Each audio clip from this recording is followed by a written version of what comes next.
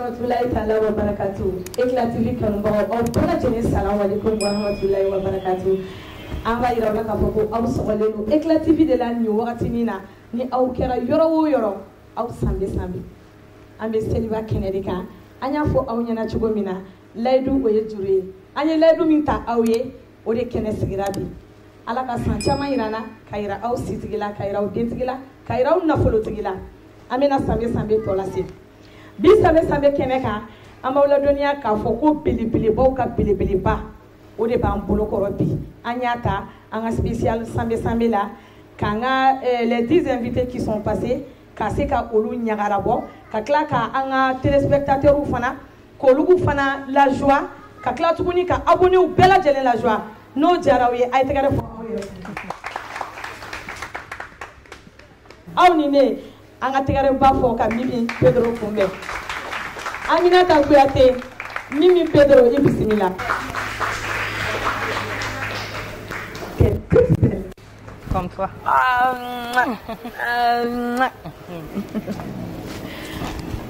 Mimi Pedro. Jene.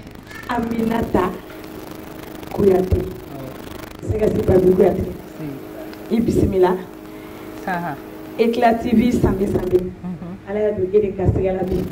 I ka kɛ kɛnɛ kan. Ne ko jama sanuman ba min sigilen filɛ nin ye o. I bɛ jumɛn de sɔrɔ ka fɔ yan'an k'an da don kuma la. Ne b'a fɔ jama ni ce a yɛrɛ ye.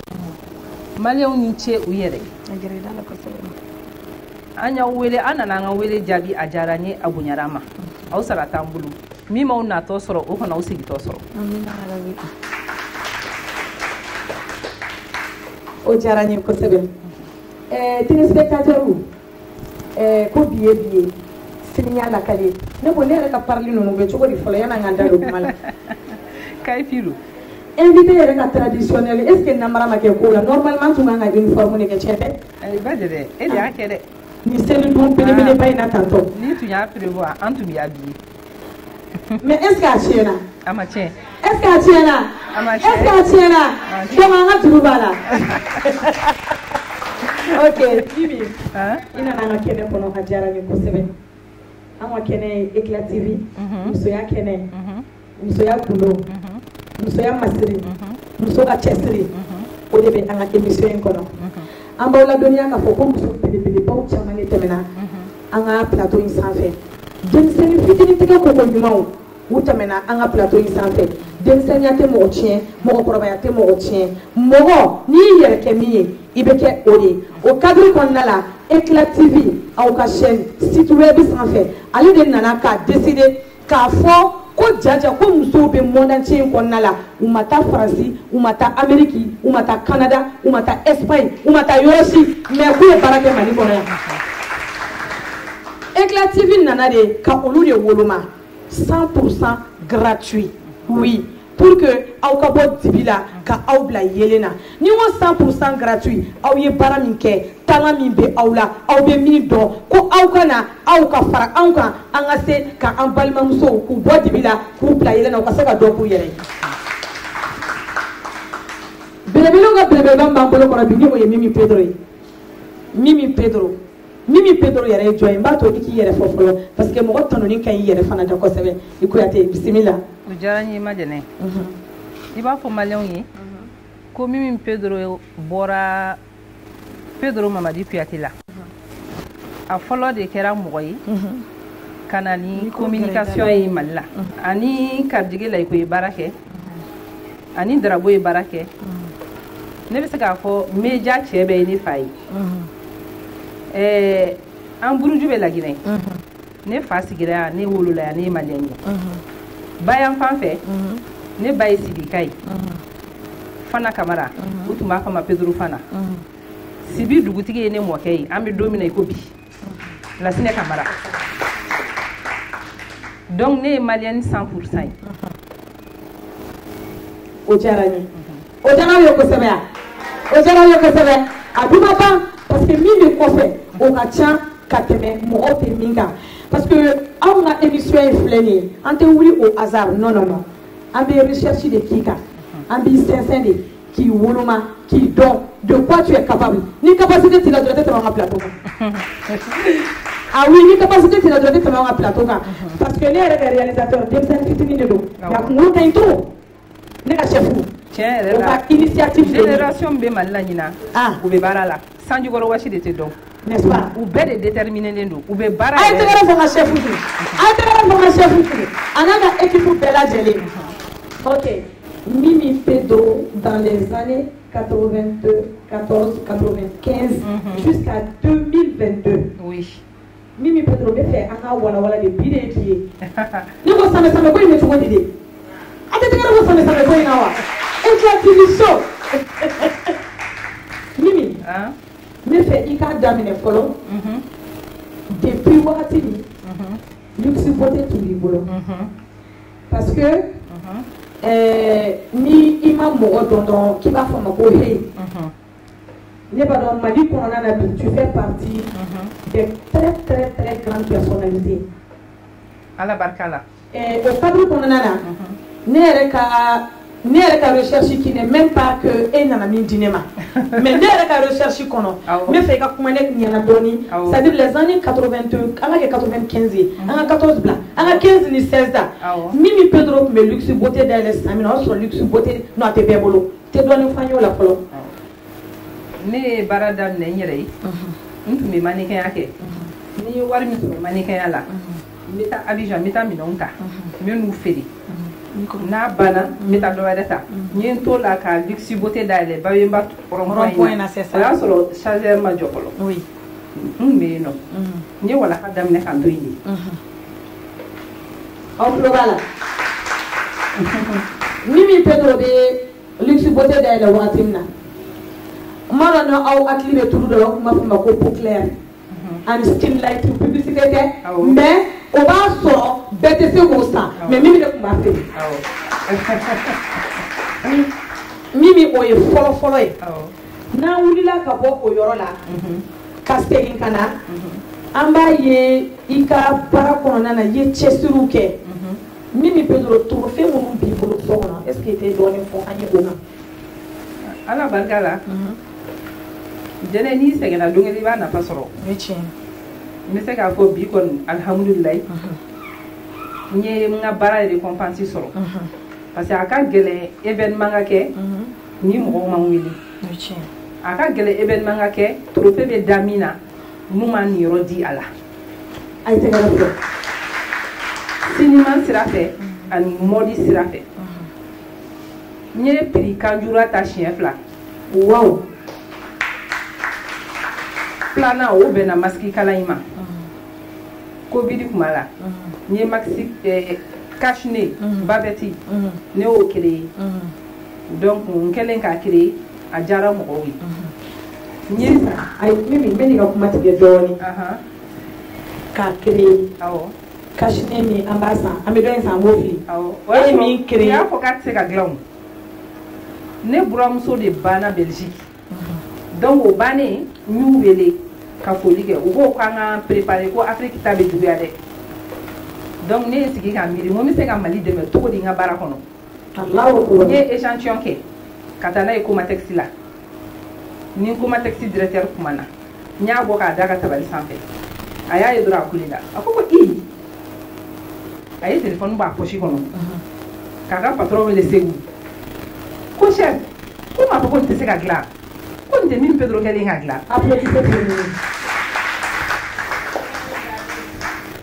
donc ne ko a ma n ko an bɛ min kɛ sisan n ko ne bɔra Vivage la sisan n k'an bɛ partenariat kɛ i bɛ tissu dɔ di yan n bɛ taa n bɛ dɔ kala n'a kɛra cogoya min na donc a taara ni n ye boutique kɔnɔ a ko k'a ka directeur commercial ka pisi 3 di yan nɔ donc u ye pisi 3 di yan n taara n ye pisi 3 in kala n ye dɔn kɛ fɔlɔ jeli ta yɔrɔ mɔgɔw ye jeli bɛ ta yɔrɔ min na n taara dɔn kɛ o y'a sɔrɔ gouvernement ko k'a bɛ taa masiki d'u ma u mɛnna u ka mɔgɔ bɛ ka contaminer ne fɔlɔ-fɔlɔ de taara dɔn k'u ye après n taara dɔn kɛ polisiso la 4e arrondissement na ma jɛnɛ n ye min t'a da dɔn mais n ye min feere fɛn fɛn ye masiki 6 millions ye ne ni min y'a kala Allahu akbar awɔ a me permettre ka entreprise flana dayele o warla ne tunga maski unité keme di nga bénéfice neti e binani ne o binani fara nyogonga ka entreprise flana dayele ka nga marque sécurisée c'est ma pila ne ka marque protéger le lobby Afrique ni Europe dugu bela mo ko tese ka a contrefaçon ni ko est-ce que ni éclativité ni ne ka émission musoyate avec les aw koni b'a ye dɔrɔn kasinow bɛ yen nɔ marikew b'a la fɛnw b'a la mais kana k'a minɛ su kɔrɔ a ye tagara fɔ éclativité ayiwa bisimila a bɛ feere Faransi a bɛ feere Espagne a bɛ feere Amérique n ye masque in tɔgɔ kɛ kana masque ye k'a lakana baara banna donc o bɔlen kɔ n b'a dɔn mɔgɔ caman bɛ fɛ k'a dɔn n ye walaha sɔrɔ hokumu kɔnɔna la kosɛbɛ a b'i ka question kɔnɔ yan voilà ne tun bɛ mannequin de kɛ an taara Mali représenter Abidjan an taara concours dɔ de kɛ anw kɛra deuxième ye à l'époque ne ni Missy Adjaratou Nene Tall a n'an ka mannequin dɔ bɛ yen Mama Kulibali an fila bɛɛ kun ka jan n'an jiginna ka bɔ mobili kɔnɔ mɔgɔw b'u jɔ k'a lajɛ fo k'an kun tunu n'an taara fɛn kɛyɔrɔ la concours kɛyɔrɔ la donc an yɛrɛ kun kan ka premier prix de ta dɛ mais comme c'était le pays organisateur u ye deuxième prix d'an ma donc an nalen an taara n k'an bɛ taa présenter maliyɛnw na à l'époque Adama Kuyate de tun ye animateur ye an taara ja o y'a sɔrɔ u bɛ ka casting kɛ ORTM cantine kɔnɔna na ka walaha acteurs ɲini an tilalen u y'an ka numéro ta donc le scénariste Djibril Kuyate min ye walaha sɛbɛ ala ka hinɛ a la ani silamɛ su bɛɛ ale y'an ka numéro minɛ ko cɔ n bɛ nin yɛrɛ de nɔfɛ ko n bɛna autodidacte de ta nin sen ko n tɛ fɛ ka ina mɔgɔw ta ko n'o tɛ k'u bɛ n ka fɛn kɛ sansi wɛrɛ ye ko mɔgɔ min ma deli ka film tourner dɛ an b'olu de ta k'u former à chaud sur l'état Mimi m'i ka kuma bɔ i da kɔnɔ i ka nin yɔrɔnin n bɛ n ka réalisateur fo nin yɔrɔ la toujours n bɛ n ka éclative réalisateur b'a fo yan je ne sais pas ni aw ye ne ka publicité dɔ ye n bɛ ka dɔnkili da ale de fɛnɛ ko grande sœur ko ni dɔnkili ko mɔgɔ tɛ nin da ye koyi ko fɛn ko e de b'a da ne y'a da a taara ka taga di produit tigi ma o ko k'ale fɛnɛ tun bɛ ka mɔgɔ turunen min ɲini ko o ye ne de ye a ye tɛgɛrɛ sɔn ka produit non c'est nous à Baradoni oui tout à fait c'est les gens qui dénichent le talent tout à fait assez loin o mɔgɔw bɛ yen donc ne taara an tilala plateau la ne taara so ne taara n ka fɛn na luxe beauté la après u ye mɔgɔ bila ka na an nɔfɛ 10 jours après ne tun ye fixe de numéro de à l'époque portable tun tɛ yen donc u ye weleli kɛ u nana ne nɔfɛ u ye chauffeur dɔ bila ka bɔ RTM na u nana ne nɔfɛ n ka luxe beauté la ko Jibril bɛ k'i wele ne ko n ko n bɛ baara la ko n ka da sɔgɔ ka na k'an ka taa donc an taara an ye mobili jɔ hôtel de l'amitié kɔnɔna na sotigi Kuyate denkɛ Dani Kuyate sotigi Kuyate min ye Siya Yata Bari Turu ale tun bɛ ka mɔgɔ ɲini min bɛ kɛ Siya ye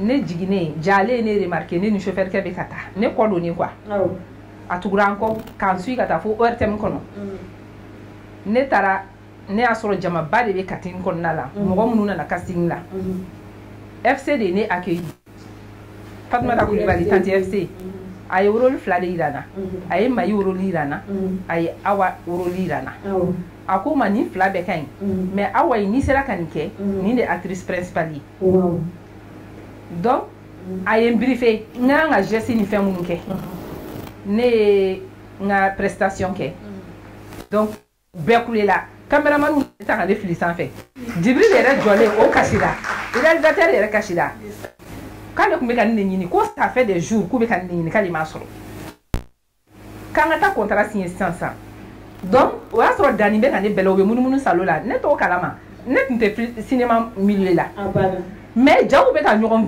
bɛlɛ donc sisan ne nana ka contrat signer dɔrɔn Dani nana k'a b'i jɔ ne kɛrɛfɛ Jibril k'a ma visɔn nin to yen o y'i fa ta ye Parce qu'il avait la voix rock. Ako bodong no do njena. Tonton nyen tibulu. Donc, anya wala hadam netini.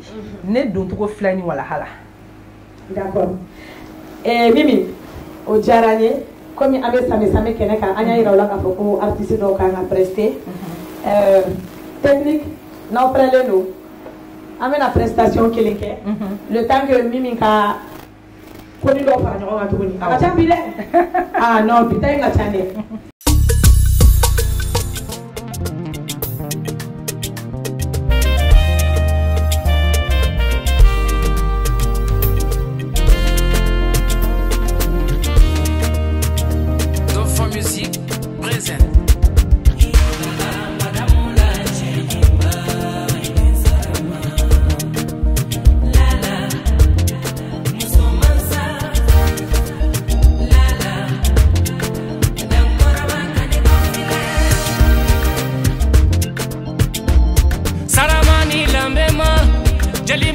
Saramaya benima ijo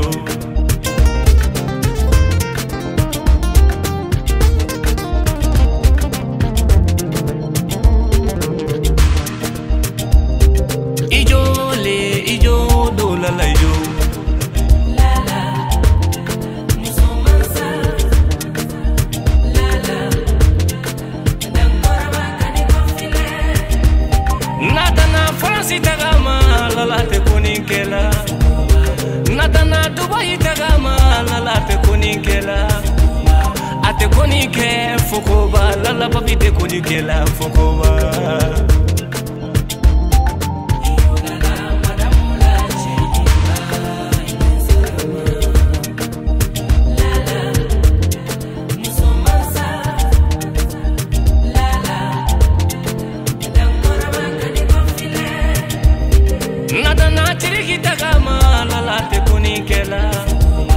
Nadana sini tagama la te kunikela ate kunike fokoba la te kunikela fokoba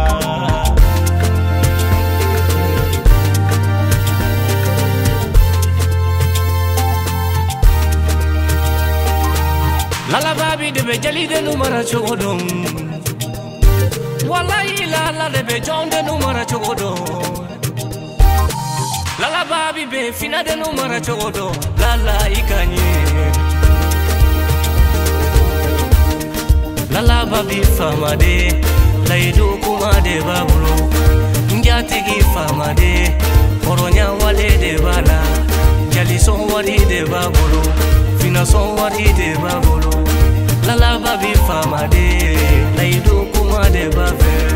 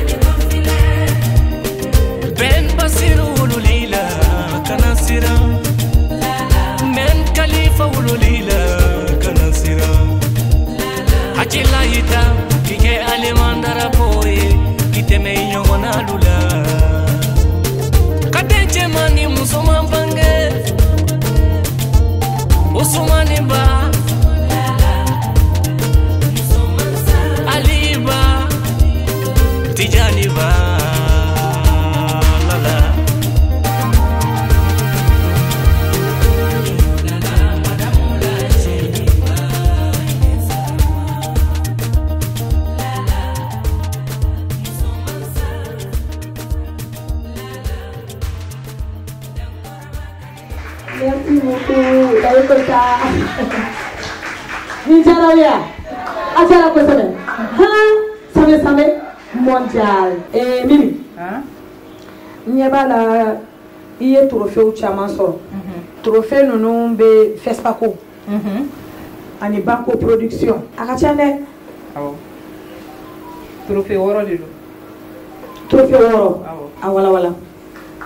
Fly oye prix kanjura ya ta ko foloke défilé la flana na o kera maskiko yi sabana nye meilleur styliste du Mali nyo trophée ta nani na kera gouverneur du GXI gouverneur du GXI oye Afrique d'ici denmisɛnninw faralen ɲɔgɔn kan donc an taara défilé la Benin ne ye n ka collection présenté u kɛlen ka n ka collection ye de u ko Mimi min yɛrɛ y'a organisé ko Mimi k'e ma ɲi dɛ ne ko mun kɛra ko mɔgɔ si tɛ se ka bɔ k'an bɛ min kɛ yan an bɛ kɛ ka rideau datugu k'e bɛ clôture kɛ donc u ye tɔw latɛmɛ ne ye clôture kɛ ne kɛlen ka clôture kɛ u ye n wele o la ko n ka kɛ Mali gouverneur du GIEC. Ça s'applaudit. Vraiment. Wow. Il y a collection qui est ni Bogolan. Bogolan, kelen. Ah ouais. Ni ci wara feneta. Oh, amana ko anyefo. Ni ci wara feneta. Nga signature be France Montreuil. Livre d'or kono. 2008 là. Français. Ah ouais. C'est toi ko nga Montreuil. Montreuil, il y a défilé en 2008 là. 2008. Voilà. À travers mon défilé, où le livre d'or dit à quoi signature kakono. Obé, ni conservatoire d'Emsenou fene barala. Au lieu école d'infladia, nous le former. Ni le mener ni le parce que ni peut-être tantôt. Faut y avoir formatrice. Centre de formation ko nous demsenu former ko o be chugo de Mimi parce que nous ko so balane do an to ka tata nyefe aka changoy bon ne woni mo fla former déjà conservatoire école de Undu bibi na ou fla bébé défilé ku yere kene plasticienne indépendance indira are trophée sur kosaina flana o funki jasisi ale fele be défilé ke o sentenye mannequin mi formé ne mannequin mi formé abi mannequin wulum rabo dɔw bɛ Faransi dɔw bɛ Amérique. O kumana ko bɛ donc mais au dun bɛɛ la mun bɛ ne dabali ban Mimi elle est tranquille dans son coin parce que ni Facebook ni TikTok ni Instagram ko boy na Mimi tɛ ka yɛrɛ yira ni waso dɔɔni kɛ o bɛ ka ne dabali ban dɛ pourquoi Mimi parce que ni ne kun ye ni wagati na ayɔrɔ y'a faamuya mais sisan b'a sɔrɔ téléphone bɛ n bolo n ye n ka yɔrɔ bɛɛ filmer signature mun i ko k'a kɛra min ko montre awɔ ko livre jumɛn kɔnɔ livre d'or ou ka livre pourquoi ne tɛ livre d'or snapper sisan k'o bila mais bɛ livre d'or snapper k'a bila k'a yira k'a fɔ ko Faransi Mimi dans tout ça la i furula kɔni ne furula n furula den fila bɛ n bolo n cɛ kun ye Belgique de ala y'a min ji dɔgɔya nin y'a san 3 ye ayi a ɲɛfɔ ka ɲa parce que comme question de don ne yɛrɛ kɔni y'a mɛn ko e furula cɛ min ma k'o kun ye suraka de k'a kun bɛ Algérie an t'a yɛrɛ ɲininka a bɛɛ la yan nɔ o de bɛ artisia janba de ne voilà i bɛ occasion di mɔgɔw ma u b'u hakilinata fɔ quoi o ye art fɛnɛ taabolo dɔ di depuis an bɛ former o b'o fɔ an ɲɛna ko ni mun y'i tɔɔrɔ la i ka baara kɔnɔna la c'est le prix du succès i k'a mun i tɔgɔ la parce que a bɛ f'i ye i bɛ don a kan.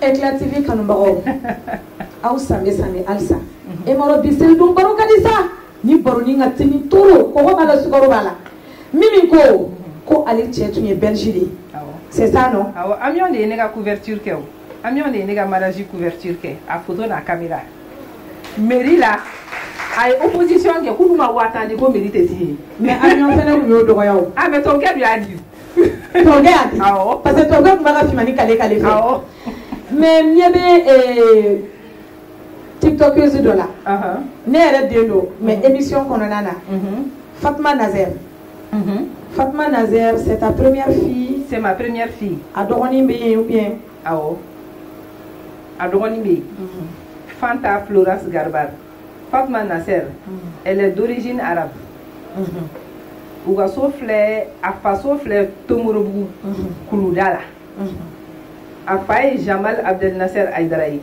a mɔkɛ c'était un pétrolier Mohamed Nasser donc u ka communauté mɔgɔw b'a dɔn n bɛ ka min fɔ n furula fɛnɛ fa ma di d'accord n furula ma mais furu bɔra après sɔrɔla ka furu Belgique ma d'accord awɔ Eclat TV kanubagaw aw sambe tuguni Mimi tɛmɛna ye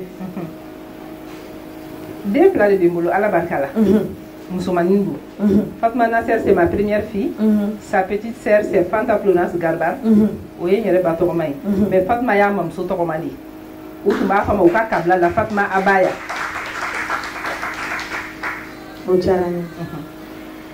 Eclat TV kanubagaw an b'a yira aw la toujours k'a fɔ ko aw sɔgɔlen don sange sange kɛnɛ de kan aw ka émission ni o ye musoya ye. Musoya o tɛ émission dɔwɛrɛ koyi o ye de les femmes battantes ka battantes bɔ dibi la k'u bila yelen na k'a yira aw la k'a fɔ ko aw ɲɛ bɛ mɔgɔw la cogo min na l'apparence est trompeuse. Ni ko ko l'apparence est trompeuse soit i bɛ ka ko dɔ kɛ nkalon kan soit i bɛ ka ko dɔ kɛ tiɲɛ kan mais Eclat TV bɛ minnu fɛ olu y'a kɛ tiɲɛ de kan an ye o muso tan an y'u choisi u caman yɛrɛ bɛ kɛnɛ kɔnɔna la yan nɔ madame Samabali Fatumata Kone ni ale ye ancienne Miss ORTM. Miss tɛ se ka kɛ ancienne, elle est toujours belle. Ok, la Miss c'est la plateau sanfɛ. Donc Missy kana.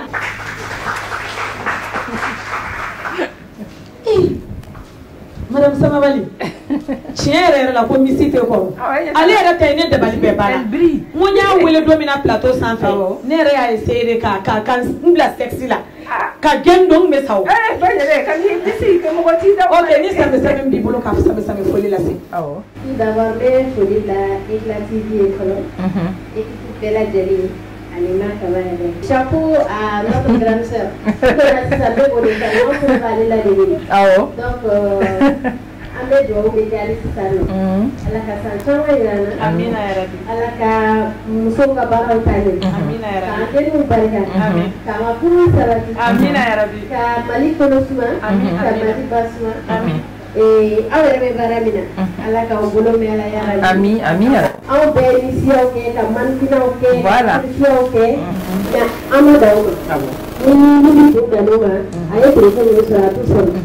A tun bɛ se k'i sigi dɔrɔn ko dɔɔnin don k'a profiter cogoya la mais a ko k'a bɛ fɛ ka a yɛrɛ surpasser ka prévu yira mɔgɔw la o de y'a yira la k'a fɔ ko musoya tɛ mɔgɔ cɛ ye a taara compétition dɔ kɔnɔ ani cɛw de tun bɛ yen voilà donc aw k'aw jija hali sisan nɔ an bɛ denmisɛnnin ye Ala k'an kɛ maakɔrɔba ye aw ka yafa n ma ne filila kuma la mais kuma ɲɛna kuma ɲɛna Eclat TV kanubagaw téléspectateurs aw minnu sigilen bɛ yan nɔ j'espère que aw tun bɛ ka émission in lajɛ ka ɲɛ est ce que aw tun bɛ k'a lajɛ ka ɲɛ aw tun bɛ k'a lajɛ ka ɲɛ vous êtes sûr parce que jeu concours dɔ de bɛ yen nɔ n bɛna jeu kɛ ni mɔgɔ min gagné na a tigi ka produit kelen an b'a ta k'a di aw ma yan'o cɛ Mimi an bɛna lajɛ ka an ka artiste filanan wele a kana a ka prestation kɛ an bɛna se Ɲafo de ma Ɲafo Sarr.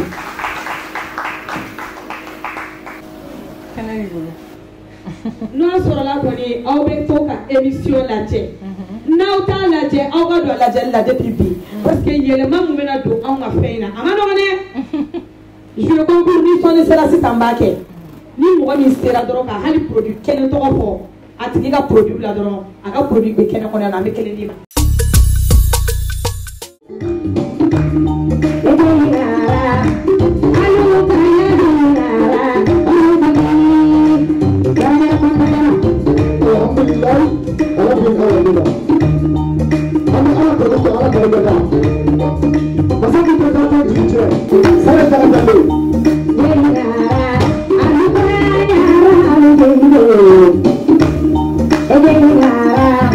Hey,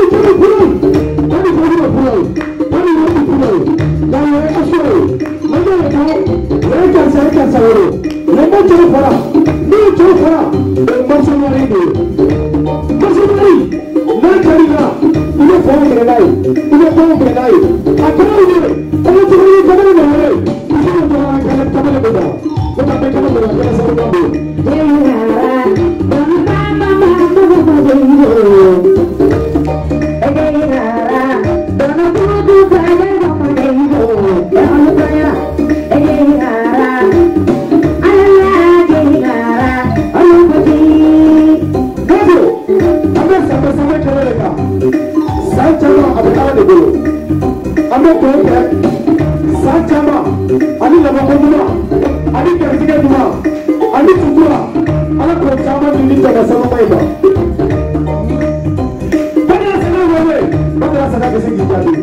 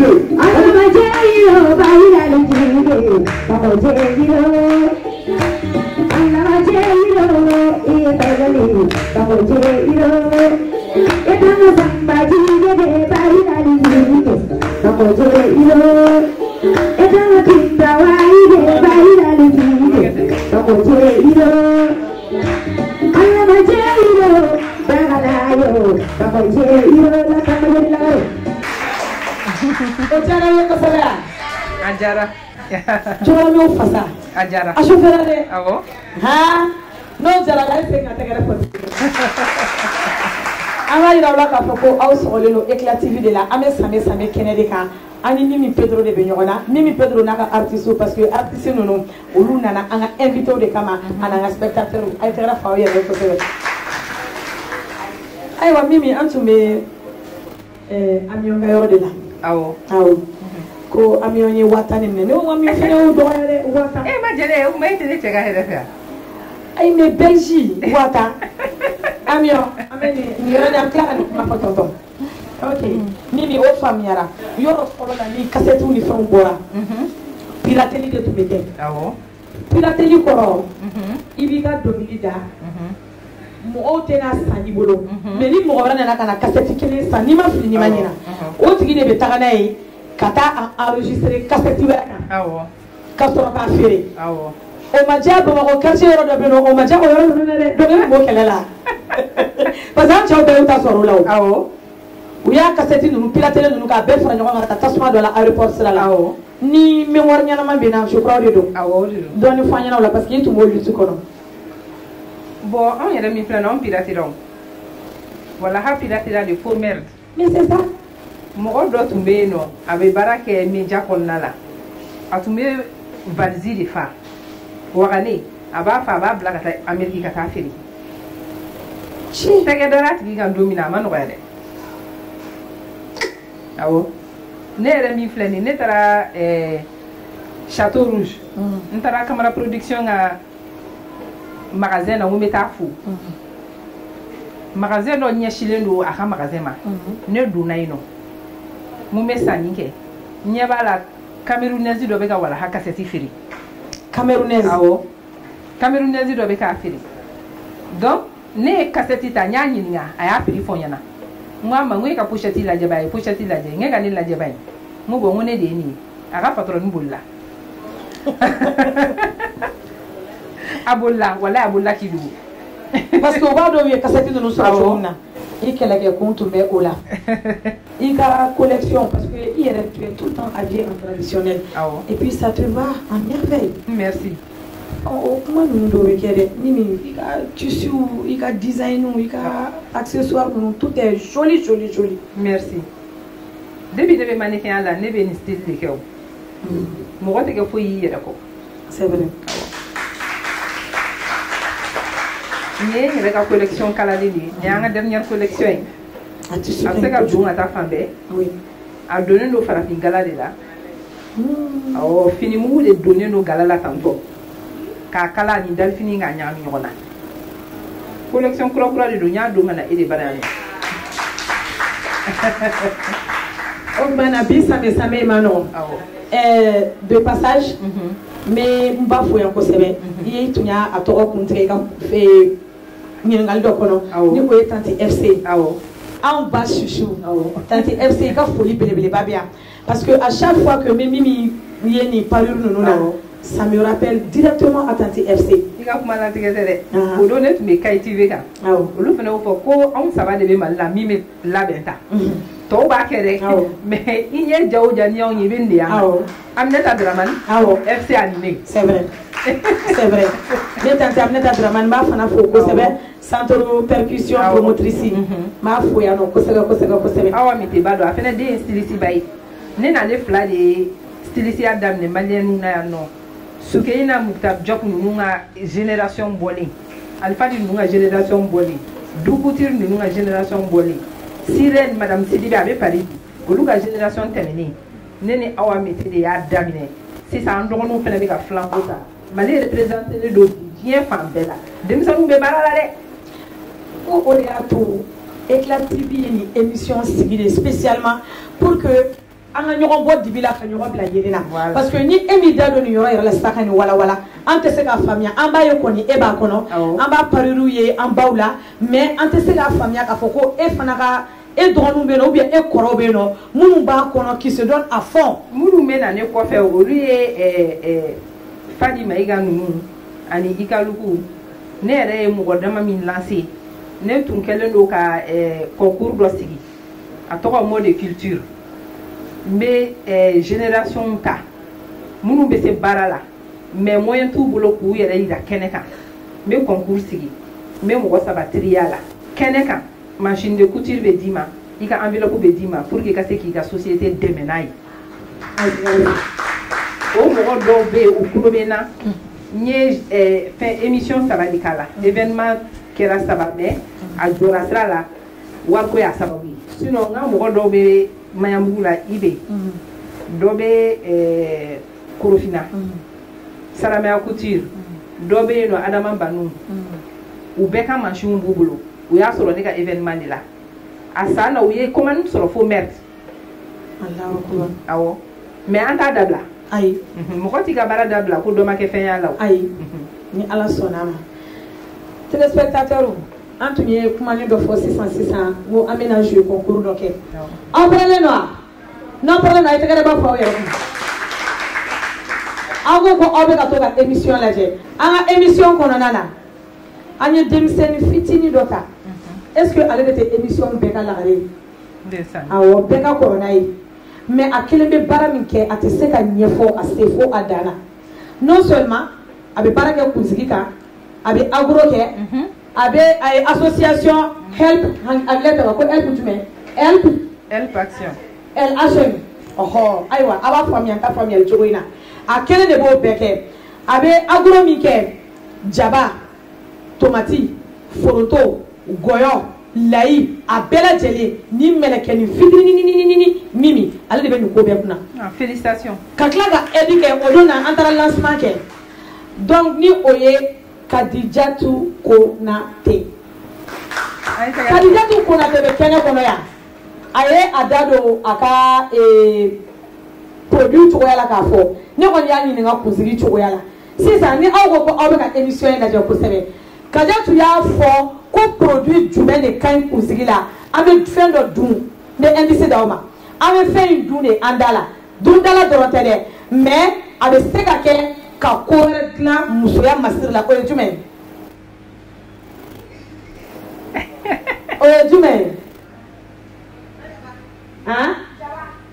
jaba a bɛ dun da de la mais a bɛ kɛ fɛn wɛrɛ ye farikolo la k'a daminɛ kunkolo la ka jigin sen na jaba layi a b'a kɛ cogo di n'a bɛ kɛ kunsigi la na ne dɔgɔnin na a ye ne dɔgɔnin wuli ka n'a ɲɛfɔ wuli ka n'a ɲɛfɔ a ye tɛgɛrɛ ba fɔ a kun ne dɔgɔnin n'a ɲɛfɔ i gɛrɛla la o i n'a tɔ man jan bilen e n'a tɔ man jan kosɛbɛ ne dɔgɔnin n'a ɲɛfɔ ale y'a sɔrɔ awɔ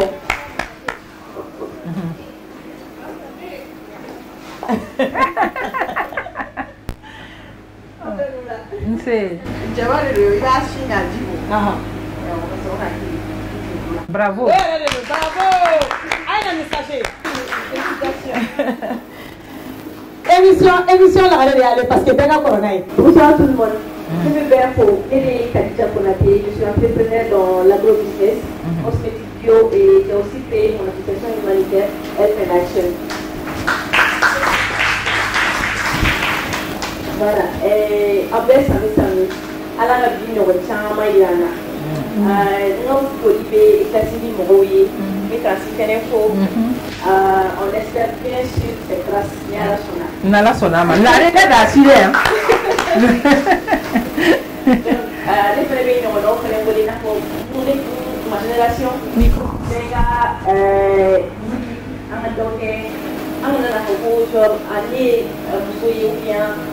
pas encore là, je sais ce voilà. Merci. Félicitations ma chérie. Bonne chance. Vraiment, courage. Ni au Boraino. Amena, anga artiste sabana wele. Artiste sabana. Wene raga chérie kobeli. Ami Wasije.